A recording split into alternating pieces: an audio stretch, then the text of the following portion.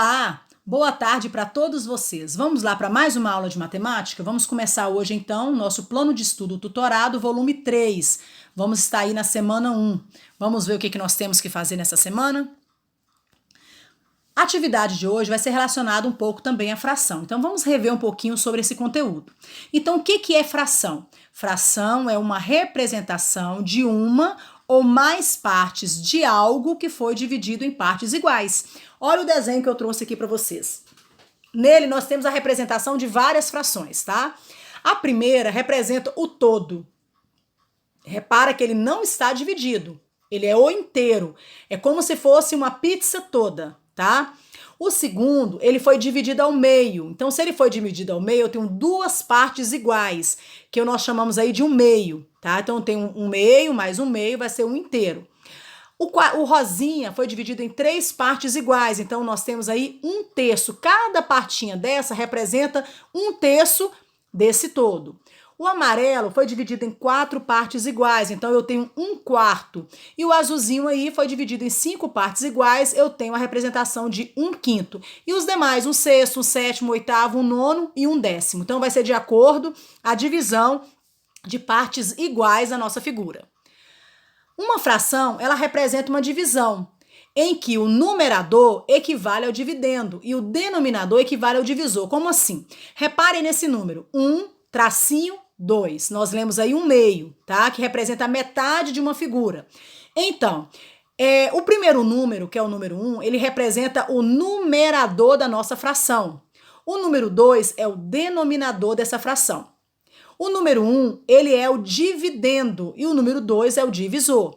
Ou seja, eu vou pegar 1 e dividir por 2. Nessa fração aí, vamos entender o que é o número de cima e o que é o número de baixo. O que representa o numerador e o que representa o denominador.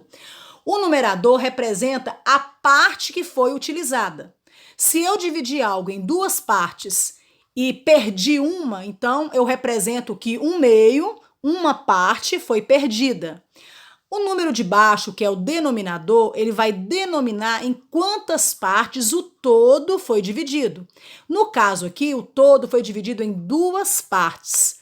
E nós utilizamos uma, por isso que lemos um meio, tá? E assim por diante, se fosse um terço, se fosse 2/3, não é? Seria como? A figura foi dividida em três partes iguais e foram utilizadas duas. Então, eu coloco 2 no numerador e o 3 no denominador. O numerador é a parte considerada, que foi utilizada, e o denominador é a parte que foi dividida em partes iguais, tá bom? E eles são dessa forma. O numerador representa o dividendo e o denominador representa o divisor. Eu trouxe aqui também, para relembrar com vocês, como que nós fazemos a transformação de números fracionários em números decimais. Tanto um quanto o outro são chamados de números racionais, tá? Eu posso representar o fracionário em forma de decimal, como eu posso representar também o número decimal em forma de fração. Mas eu preciso seguir algumas regras, eu preciso observar algumas dicas que nós damos também.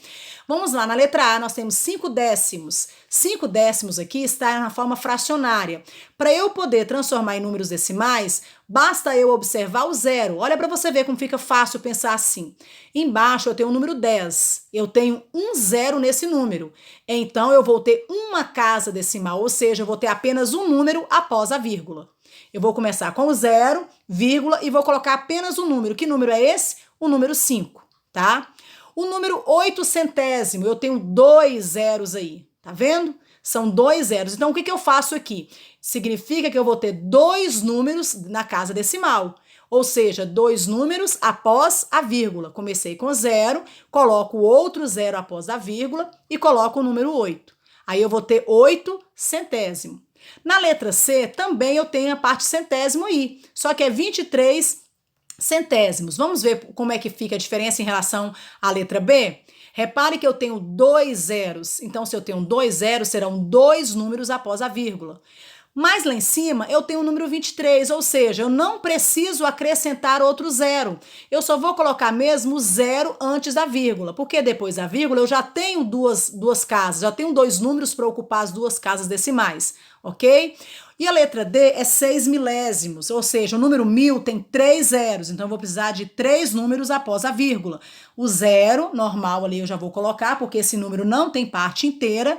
Se tivesse parte inteira, ficaria antes da vírgula, mas ele não tem. Então eu vou colocar o zero, vírgula. São 3 zeros o número 1000, então eu vou colocar 3 números na casas decimais, então vai ficar 006. E ao contrário, como é que eu transformo números decimais em números fracionários? Eu vou agir da mesma forma que eu agi na primeira, só que agora ao contrário, eu vou observar sempre os dois números após a vírgula. Eu tenho aqui 4,38, ou seja, 4 inteiros e 38 centésimos. Se é centésimo, são dois números, significa que eu vou colocar o 100. Então, eu coloco o 100 na parte de baixo e vou repetir os números, o 4,38, só que sem a vírgula. Então, em vez de ficar 4,38, vai ficar 438 centésimo.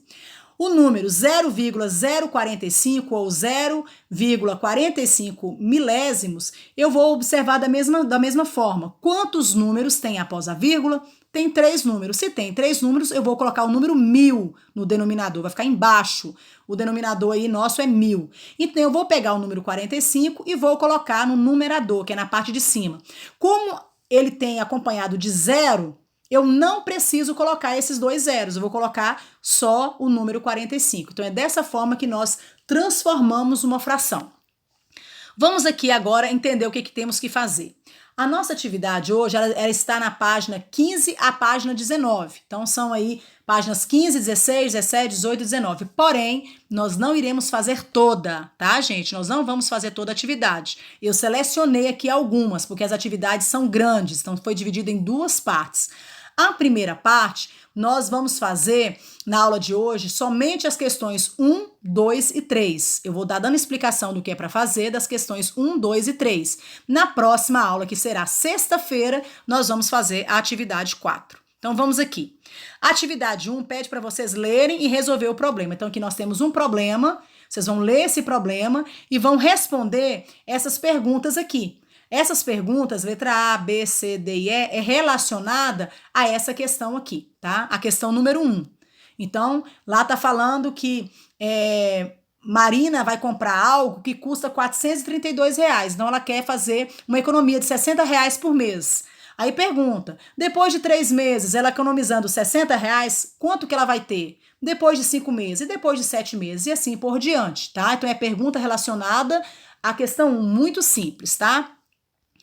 A questão 2 diz assim, Ítalo possui uma jarra com capacidade de 1,8 litros e gostaria de enchê-la com refrigerante e acondicioná-lo em recipiente de capacidades menores. A saber, olha para você ver, ele tem aí o refrigerante, ele tem essa vasilha que cabe 1,8 litro e ele tem aqui alguns líquidos que ele quer colocar todo nesse jarro.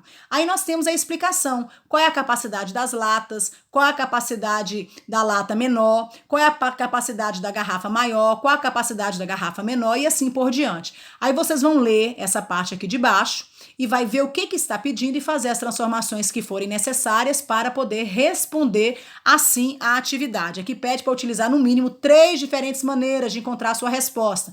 Então você vai ler aí o que está pedindo e analisar como você vai responder e dizer para mim pelo menos 3 formas diferentes. Olha que coisa simples, gente. Questão 3 ainda é sobre Ítalo, tá? Ítalo comprou outra jarra, uma jarra com a capacidade maior. Aí pede novamente para você analisar os objetos que ele tem, o líquido que ele tem, como que ele vai colocar nessa jarra esses líquidos. Lembrando que não pode transbordar a jarra, tem que ser exatamente 1,8. Então tá aí. Essa é a nossa atividade, tá, gente? Faça o cabeçalho no caderno, copie com letra legível e capricho, responda com atenção e mandem a foto para mim. Mesmo quem tem o PET precisa mandar a foto. Não é só quem faz no caderno, não. Quem recebe o PET também precisa fazer, tá bom? E mandar a foto para mim para que eu possa registrar, sim, a carga horária de vocês. Não deixe para depois, não acumule atividade. Faça atividade no dia que é passado. Passei hoje, faz hoje. Tem gente que está me devendo atividade do PET 1. Ou seja, deixou acumular e não deu conta. Então faça no dia certo que você não vai tumultuar exercício para fazer e não vai ter dificuldade assim para responder, tá bom? Então é isso aí, um forte abraço, qualquer coisa pode me chamar, tá bom? Preste atenção direitinho em toda a explicação.